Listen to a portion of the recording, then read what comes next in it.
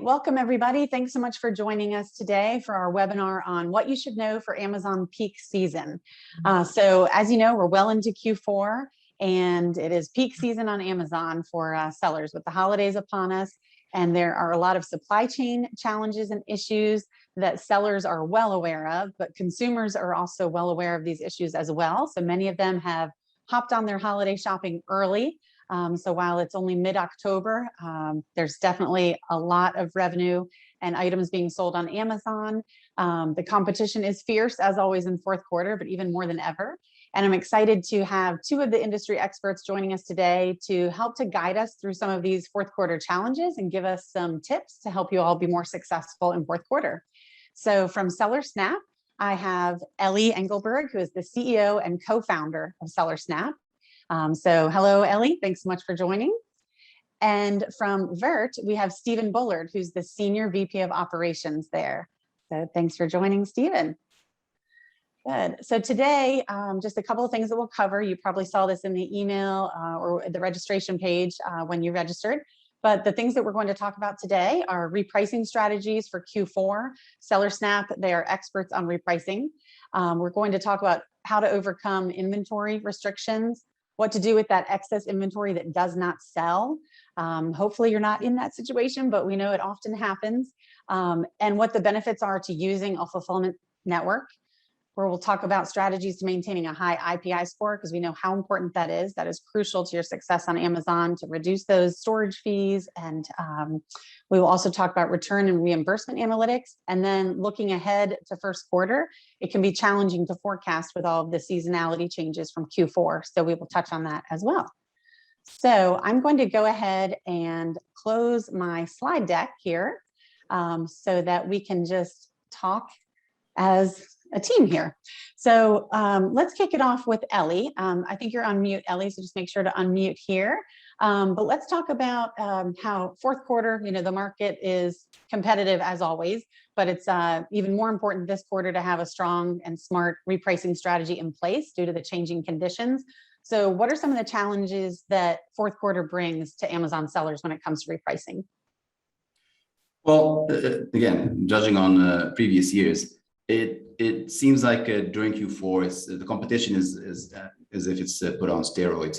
So the same things happen. Sellers come in and leave. There's sellers that run out of stock, but the frequency of which just happens is just much higher, and you'll see changes within days, and something that you've been competitive on and been selling well might completely change in a matter of a day or two, and so. Whereas maybe the rest of the year you can get by with a simple repricing rule, it becomes, I think, more critical to have a good automated solution to keep track of everything.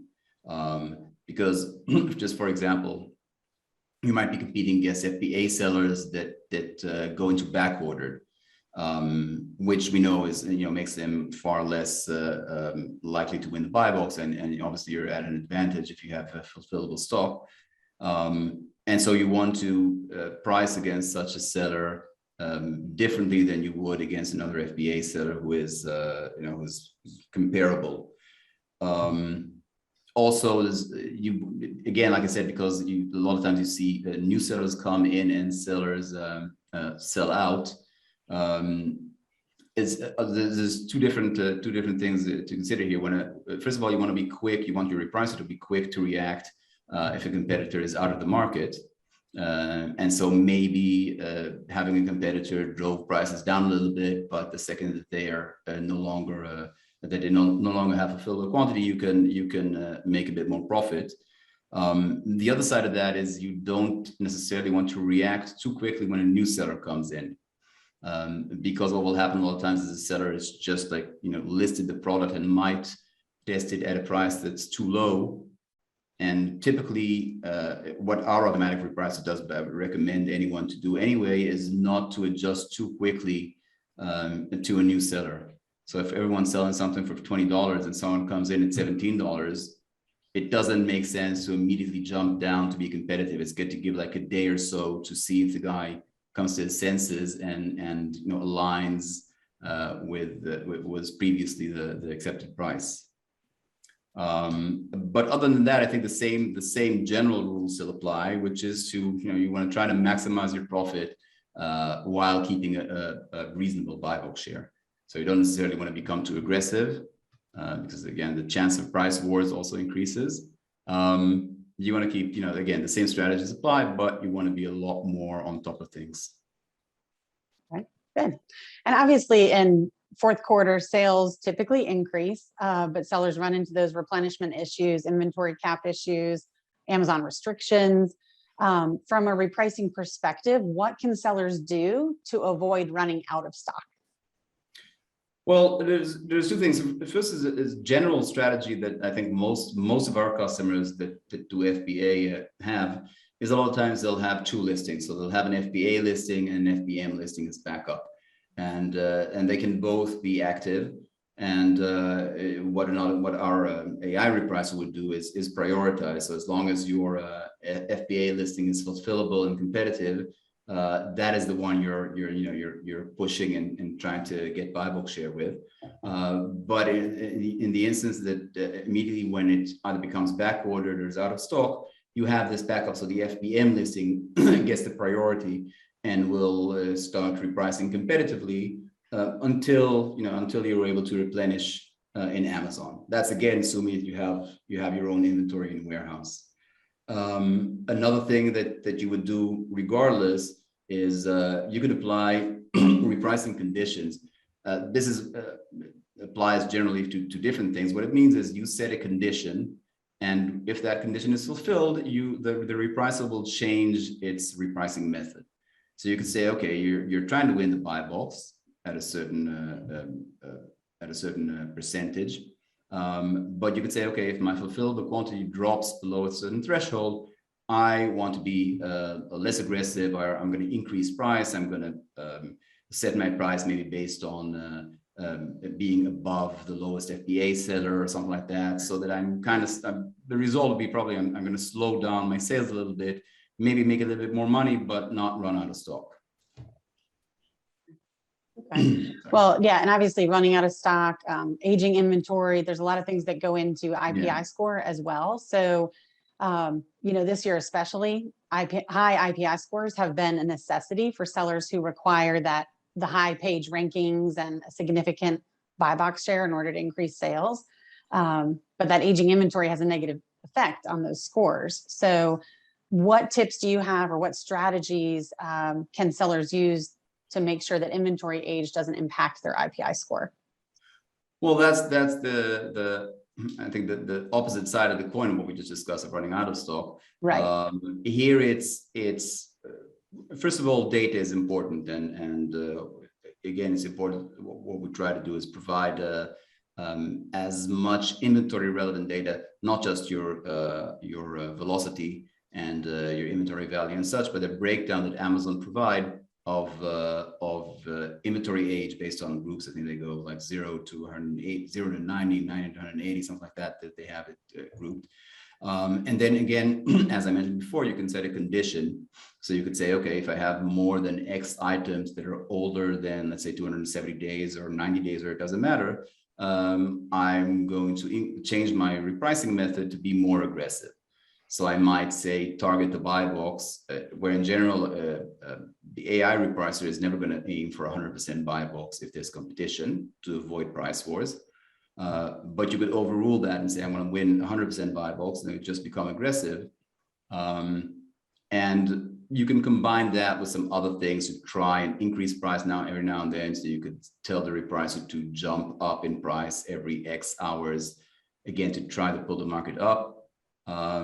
And you would also want to monitor the competition in your minimum prices. Again, if you're trying to get rid of inventory, to make sure that you're not stuck because of a minimum price threshold that you have. And we're talking general, it's a business decision that you need to make. How eager are you to get rid of something, and how much are you willing to sell for? But that can definitely be done. So you can control how aggressive you are. Okay. Yeah, and there's a program that Amazon has, the Fba liquidations program. So if you've exhausted all other avenues and you're getting to the end of Q4, especially if you have seasonal items that just won't sell at the beginning of next year, You could look into the FBA liquidations program, and that's where sellers can try to recover some value from that excess inventory and customer returned items. So rather than your inventory being disposed of or returned to you, Amazon will send it to wholesale liquidators instead. The recovery is typically only about 5 to 10% of an item's average selling price. So again, it's a business decision that you need to consider. And to liquidate your inventory, you simply just create a removal order and select the liquidations option. There are some fees that are incurred, but if your IPI score, if you're struggling with having an high IPI score, then this is something that you'll definitely want to consider, because FBA sell-through rate is a crucial component of your Amazon IPI score, and that excess inventory will bring down your score. So if you choose to submit a removal order through the FBA liquidations, your IPI score won't be influenced while the inventory is pending removal. But once the inventory is liquidated or removed, then your sell-through rate should improve, because that excess inventory has been reduced. So, and that, of course, improved sell-through rate leads to a better IPI score. So even though you might not make as much revenue, only 5 to 10% of the selling price, if it's going to help your IPI score, it might help in the long run. I think it just what you said just completes the I think argument that you need to be on, especially now, you need to be on top of the data and see what's going on, because obviously, as you said, it's worth to be in the beginning when you still have chance of selling. It's better to sell maybe at 50% discount. You're still going to make more money than going to FBA liquidation. So have it like a step in, and as a last resort, as you said, if I'm I've exhausted all other options and I'm stuck with it, then Right. And you might even want to experiment with creating kits or bundles as another way to handle excess inventory. So if you have, some common products that people tend to purchase together, or maybe that you might, suggest that people purchase together, then creating that kit or bundle can be another way to get rid of that inventory. And our tool, our inventory management tool, Restock Pro, can help with that as well. So before you even consider liquidating excess inventory, if they've purchased a significant amount of inventory and they've predicted a higher velocity, are there any other repricing strategies or anything else for fourth quarter that you want to mention that they should consider when it comes to repricing?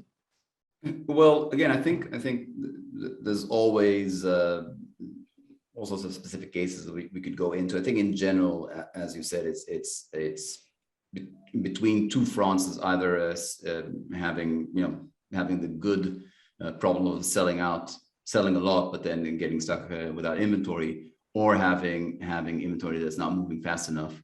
And really, there is a limit to what you can do in selling, because again, in the end, it's influenced by demand. So in some cases, even if you're super aggressive, you're not going to move it if there's no demand for the item. So again, I would say make adjustments if necessary more frequently, and check the data frequently. Check your numbers to see what's going on. See what's going on with the velocity. See what's going on with competition. Is it something where you had 3 competitors and now all of a sudden there's 7, 8, and all these things can maybe help you be a bit preemptive and know in advance that something's going to get stuck and act accordingly. Okay. And if somebody does not have a pricing tool in place or a good pricing strategy right now, how quickly can they get set up with Seller Snap? Knowing that we're already into fourth quarter, what would you suggest, or how long is that timing to get set up and start using your tool? Yeah, setup is very fast. I think it takes I would say up to 1 hour to pull in. The only not challenge, but the only thing that takes time is to pull in the data from Amazon. Once you authorize us or any third-party solution, you grant access to your Amazon account via API. And I'm sure you guys all know this. You pull in data. I think it would take about an hour to have all your listings, everything, and historical sales for the past 30 days, which is a good benchmark when you start to see like what your numbers are. And then really setup depends on, again, hoping that you're organized and that you know your costs and have some idea of what your margins should be and what you want your minimum price to be. it can be done in a few minutes because all the automation is there. Fees are being pulled in automatically. Again, if you upload your costs or have them pulled in from an inventory management system, the repricer is good to go immediately. But then again, I think it's more familiarizing yourself with the different data points that then allow you to evaluate and also make adjustments if necessary. So you get started and then you say, okay, let's look a day, 2 days, 7 days into it and see where it's going. And also find the pain points, because you might find, yes, my price is too high because I have 100 units in stock and I set something at 20 and my minimum price is $20 and yet it's selling for 15 in Amazon. And I need to, if I just stay there, it's not going to happen. So make the adjustment immediately and don't just sit there and later on figure out, oh, I was not competitive and I wasn't selling. Okay, very good. So there's still plenty of time to get set up. There is definitely fourth quarter and make an impact. Good. All right. Well, switching gears a little bit, I want to talk with Stephen. Have some questions for you. Stephen, how can a retailer support FBA while creating value with the same inventory and other demand channels? So in other words, can they have their cake and eat it too? Yeah, they sure can. And they can do that by leveraging an independent third-party network outside of Amazon. So we talk about omni-channel, and here at Project Verte, we include FBA in that argument now. So you have your D2C, your retail, wholesale, store replenishment, and we actually talk about Fba Prep being really the fourth component of omni-channel. And what that means is leveraging your inventory across all of those channels out of a single facility or single distribution network that can support all of those equally. And so the idea is that you can bring your same inventory that you're bringing in that's being gated by Amazon while it's sitting there being waited to be prepped or sent to Amazon to support the FBA. That same inventory could be used for FBM if you qualify, or it can be opened up to other demand channels so that you can actually sell it, that same exact inventory, to other demand channels out there, so your Walmarts, your Targets, your Shopify's. Okay, great. Well, and I know Project Verte helps manage Amazon sellers and aggregators, businesses. You have many, many clients. So you're aware of all of the challenges these sellers face today. How can Amazon sellers overcome the inventory restrictions? Yeah, so the best way to overcome the inventory restrictions with Amazon is to support what Amazon's asking, right? So you can still bring your product in. You just need to have another source to be able to bring that inventory into, have that inventory ready so that as Amazon indicates to you, here's how much product you're allowed to bring in, here's how often you can bring it in. That inventory can be brought in mass. It can be staged in a single facility. That prep work can be done to support the FBA prep work. But again, going back to what I was talking about, that inventory can be leveraged for other demand channels. So that inventory is not statically sitting there, not being supported by FBA. It can actually be supported to other demand channels. So you can still generate sales from that same inventory. Okay.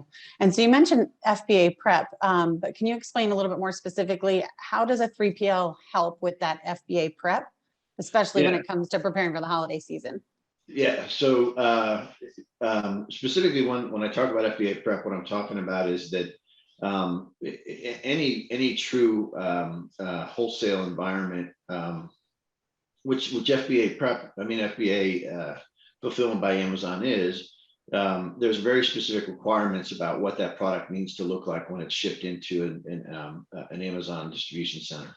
And so FBA Prep means that you're taking product that potentially is coming from overseas or OEMs that you haven't seen, or you don't know exactly what it looks like. And we go through that product, we make sure it's the right product, the counts are right, it's then configured, it's built correctly, it's labeled correctly, meeting all the FBA requirements.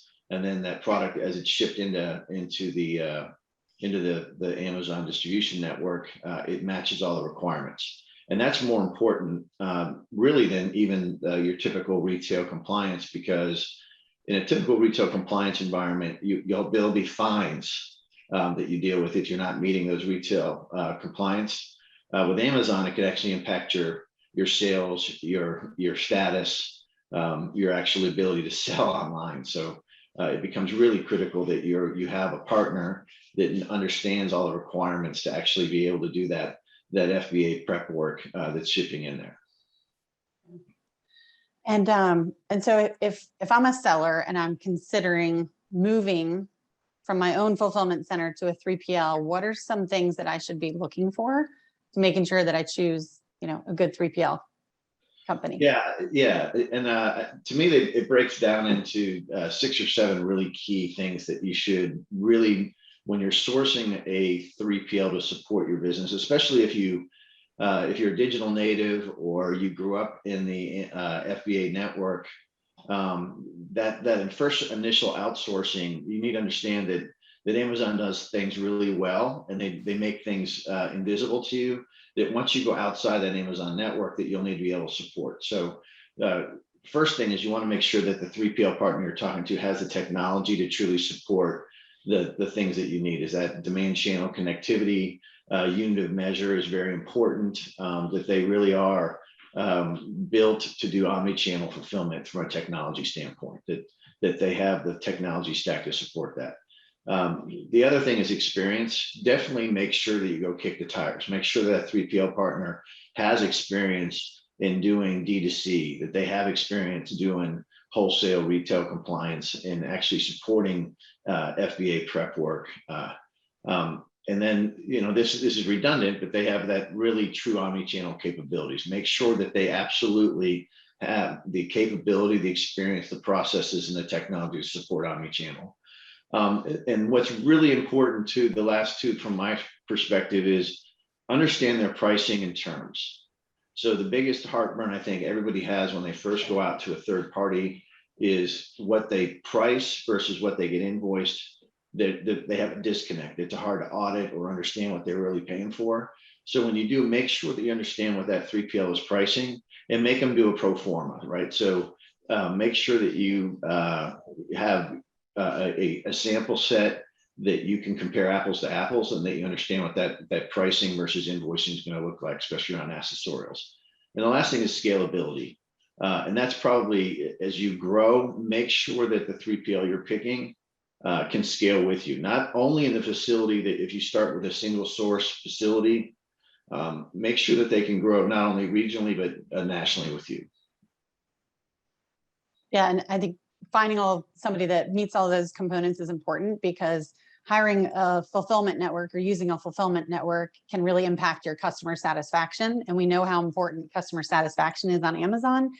We, at eComEngine have our Feedback 5 tool. So we're talking with customers every day about, feedback and reviews, and how to get more reviews, how to get better feedback.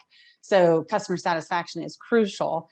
So how can a 3PL help improve a retailer's customer satisfaction?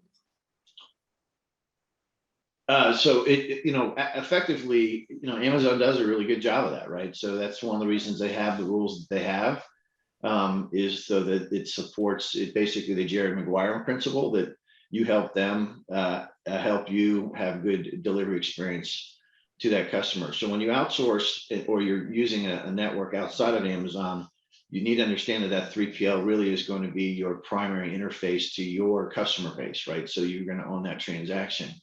And so you really need to make sure that 3PL is geared for that, understands your requirements, from packaging to service levels, where the communications are going to be. So that's really critical to understand that, and make sure that your 3PL is partnering in you in a way that supports that. Yeah, and fulfilling from multiple locations obviously improves. Yeah. So the idea around when you partner with a 3PL, and I'm sorry, Colleen, I didn't get to that particular point. No, that's okay. Yeah, I know we talked about it yesterday, and that's a big piece. Yeah. So multiple locations. What's the benefit to having multiple 3PL locations? And it really is. At the end of the day, having multiple fulfillment locations means you're closer to market, right? Just means that you have more product closer to customers. It's what really defines what Amazon does really well. And what the benefit to you is that you have faster delivery times. You're generally going to have cheaper last mile costs. That means that cost from the distribution center to your final customer is going to be cheaper.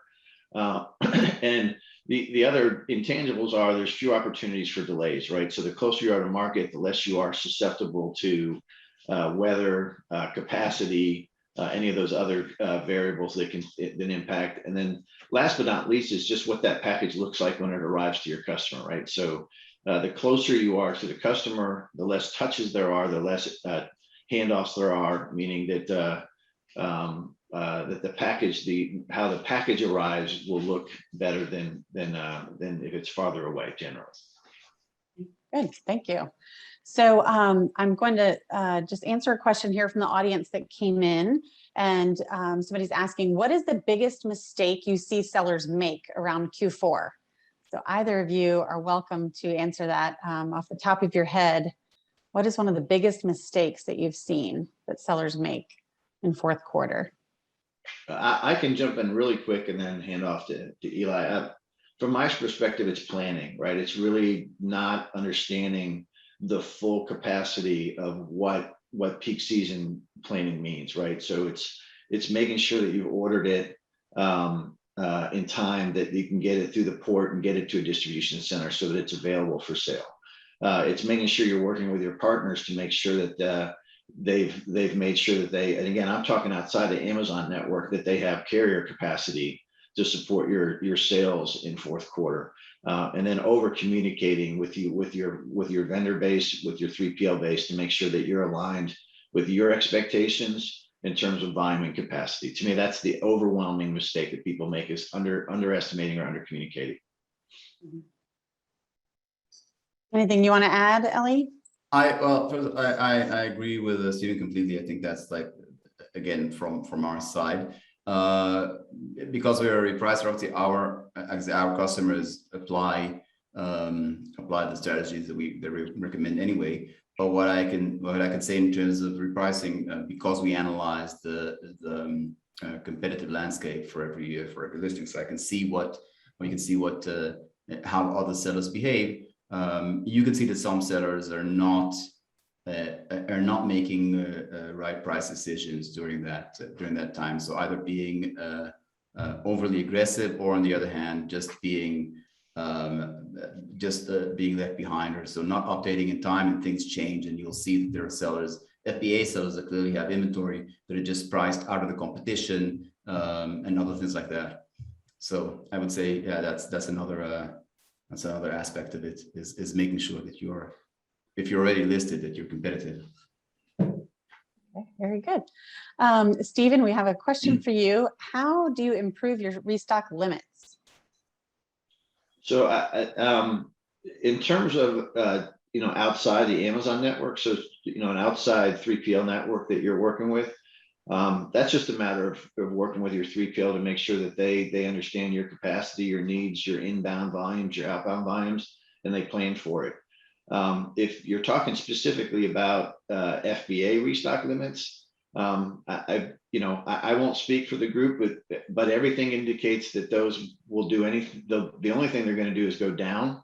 Amazon doesn't want to be in the business of stocking; they want to be in the business of selling, and so very much so. I think that everybody needs to be prepared for the fact that those limits will continue to either shrink or and that you'll have to ship in more product more often. And that's where it really becomes critical from my perspective to have another partner that can help you bring your product into scale, bring inbound volumes in that you normally would, and then be able to hold that inventory, prep it, and support your FBA program, and then alternatively have other demand channels to support that volume that you're bringing in. So hopefully I answered that question appropriately for. Sure. Yeah, we actually have a blog post also about the FBA restock limits, so we'll share that as well for anyone to refer to. And another question here for Stephen, does a 3PL ship both into FBA and act as an FBM? I think you kind of addressed this earlier, but maybe you could just clarify. Yeah, so the short answer is they can. And ideally, I mean, in a perfect environment, that's exactly the kind of thing that you want when you're sourcing out to that 3PL network. That's where I was talking about that truly omni-channel capability, right? So you're going to find 3PLs do certain things really well. They do pallet in, pallet out, or FBA prep work. They do wholesale retail because that's what they've done for a long time, or they're built to do the D2C business. That's where it really becomes, because the act of supporting FBA and FBA Prep is really carton level, pallet level shipments. FBM, you have to be very good at D2C. And so that's a unit of measure issue, that's a system issue, it's a process, it's an experience issue. So the short answer is, if you want, when you source your 3PL, make sure that they can do both. And because the issue is, if they don't support your FBM well, you won't have to worry about the FBA. But good point. All right, and we have a question for Ellie. Can you explain the game theory repricing strategy? Yeah, sure. So that kind of goes into what I mentioned briefly, but it's a little bit more theory. It doesn't relate necessarily to Q4. The idea here is this: you are, as a seller on Amazon, all other things being equal, and if you're a buy box eligible, and your price is okay and everything is fine, you're competitive, your share of the market is going to be determined by a bunch of external factors. So it's not, and I know a lot of times you hear people say, oh, be successful on Amazon by getting more buy box or by so and so. And the reality is that's in a competitive landscape, that isn't the case, because, and this is where game theory comes into it. It's a repetitive game, so it's not a one cycle kind of a prisoner dilemma. And so you making a price change affects your competitors, and their actions affect you. So let's say you're up against one other seller, you're both 50% of the buy box. You trying to now gain more buy box share because you think it's going to increase your sales, you make more money, in effect doesn't work. Because if you lower your price, your competitor, and this, by the way, under the assumption that most professional sellers are using some sort of repricing software, will not remain indifferent, they will react. And a lot of times what will happen is to within the limits that everyone is willing to sell a product, you might end up with the same 50% buy box share, same share of the market, just at a lower price. That's all that's going to happen. And so the idea behind using game theory, and it's a bit of just a general term to describe it, it's not, is to apply a repricing strategy that assumes that you're going to share your market with other sellers, but try to do that at the optimal price for you. So really avoiding price wars, but also maximizing on profit where you can, by different needs. So by analyzing behavior, you can see that if you can detect that you have a seller that's matching your price, increasing price is beneficial for both of you, because if they're matching your price, you go from $20 to $25, they'll follow you, you'll both be at $25. Again, all other things being equal. And of course, you can price outside of the markets. If you charge something that the customers are not willing to pay, then it's not relevant. But usually we're not talking about that. Usually it's like within margins that are acceptable. Does that answer it? I think so. Interesting. Good. All right. So those are all the questions that we have right now. Feel free to add more questions in. We have a few more questions that we will go ahead and ask for Stephen and Ellie, but feel free again to add any of your questions in the chat or Q&A, and we will address them. All right, so let's kind of talk about, as you get to the end of Q4 and there's holiday returns, they're bound to happen. Ellie, what can you tell us about, the value of returns and reimbursement data, or how analytics could help? I know your tool does offer some data and insights there. So maybe you can speak to that. Well, I'll say that again, we at SellerSnap getting started, we're focusing on creating the most intelligent, let's say, automatic repricer. But it was clear from the start that analytics and data is an integral part of that, because otherwise you don't know what you're doing.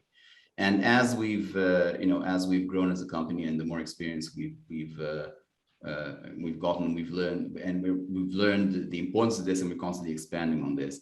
And really, the approach is to have as complete as possible P&L for a listing. So when it's not enough to say, okay, I sold for this much, and this is my cost, and this is my profit, Because obviously, if you have an item that has a lot of returns on it, and if you get reimbursements or those returns are your fault or for whatever reason, all that affects your bottom line. And so, when you might, if you disregard these, you might say, oh, this is a very good item, it's profitable. But once you factor in returns, reimbursements, other parameters, storage fees and advertising costs and such, but specifically on reimbursements, that has an effect on your decision making moving forward. Because you might want to say, okay, if I have a very high return rate on an item, might affect my decisions in restocking. And reimbursements, again, it's just to get a clear picture of P&L per listing, so you see if you're actually making money or not. Check out and see that SKU profitability. All right, Stephen, what tips do you have for managing holiday returns? Anything from the fulfillment or warehouse perspective? Yeah, again, this goes back to kind of communication with your 3PL, 4PL partner. Returns are generally going to fall into two major buckets. You want to make sure you're having conversations with your 3PL about how you want to manage those two different buckets. The first is your standard return, right? So it goes to an undeliverable address. That's carrier refused. It's a client refused. And that package effectively gets back to the 3PL in the same exact form that it shipped out in. And it's clearly something that can be processed quickly and put back in inventory for available to promise. You want to make sure that you have clear instructions with your 3PL that kind of return, there's standard pricing, a standard process, and that they execute getting that return back in inventory as quickly as possible. The second is the return that needs a little bit of work, right? So whether you're in apparel or anything else, that product comes back, it's been opened by the client, it needs to have some sort of rework or validation or quality inspection, any of those kind of things before it's put back in inventory. You want to have a very clear conversation with your 3PL about what your strategy is. You want them to hold that and consolidate that back to some sort of consolidated return center? Do you want to work through that 3PL directly to manage those returns with you? But have those conversations up front, so what doesn't happen is you end up with a big pile of not so good looking product that you can't sell, and the 3PL doesn't know how to manage sitting on a dock somewhere. The quicker that becomes a mess, the harder it is to clean up. Mm-hmm. Okay. And obviously those holiday returns or refunded items are also more at risk to get negative reviews if they're not happy with the item and they're returning it. So when you're requesting reviews, make sure that you have a process in place that automates excluding any refunded orders from requesting reviews. Our Feedback 5 tool can easily help with that. All right, so let's see, looking ahead at first quarter, we know that there's a lot of seasonality changes between fourth quarter and first quarter, so it can be challenging to forecast for Q1. What recommendations do you have for sellers as they prepare to forecast for first quarter? Either one of you, if you want to answer it. My first answer is going to be start now. So historically, I know that we've all looked at fourth quarter and kind of get singularly focused on getting through peak. The reality, I think the new world, the new environment, the new retail, the post-COVID environment that we're in is that you need to start planning first quarter now. You really need to understand what your plan is. There are new peaks that we're seeing across the board.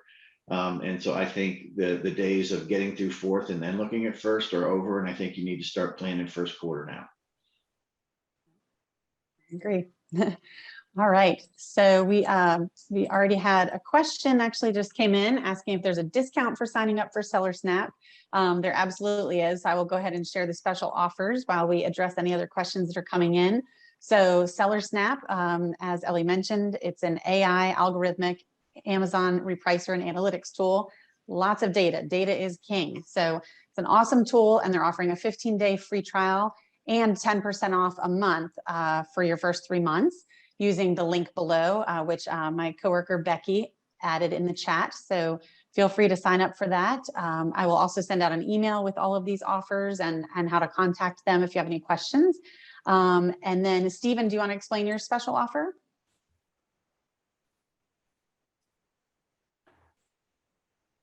Or Verte? Oh, I think Stephen froze, it looks like, so I'll share that. So Project Verte is an AI cloud-based supply chain platform that optimizes your FBA fulfillment. And they are offering 5 integrations included in the program up until December 2021 if you sign up soon. You can check out their website, and we put their URL in the chat as well.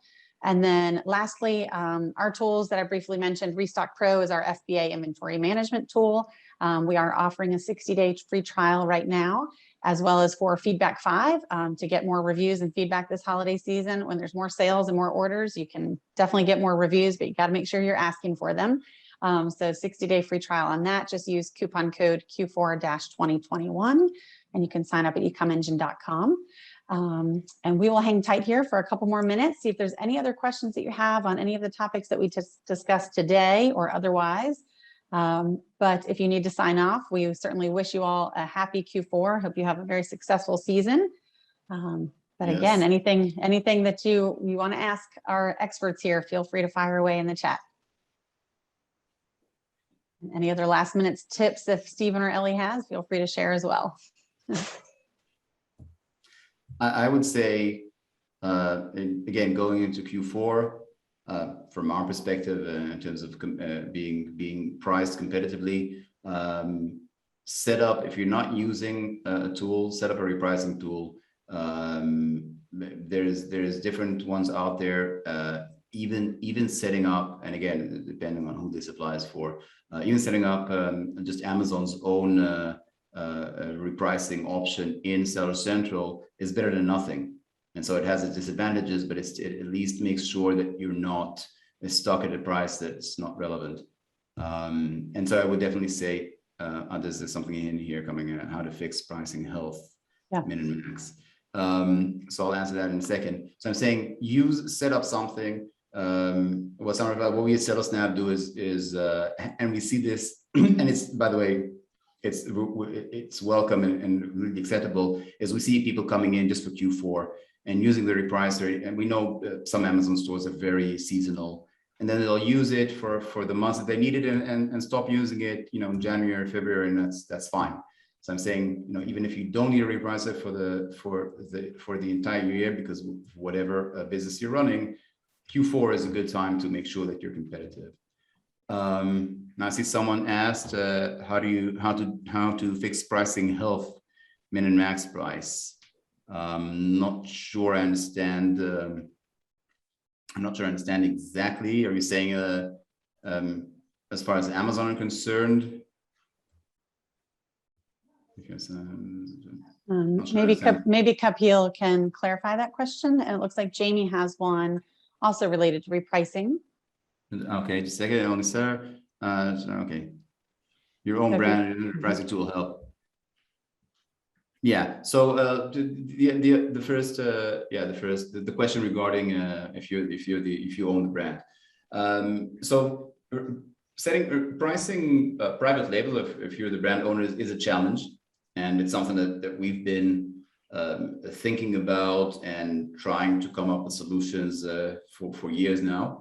Specifically answer your question, yes, we can track multiple similar ASINs. You'd be able to say, okay, ASINs 1, 2, 3, up to 10 different ASINs. Set a rule to have your price adjusted based on the price of those ASINs. So you could say, okay, I want to follow the lowest price of these, or whatever, or the one with the best sales rank, or different options. So yes, that's definitely one way to go, and really depending on what you're selling, in some cases that's the best option, to just make sure you're competitive against the comparable items.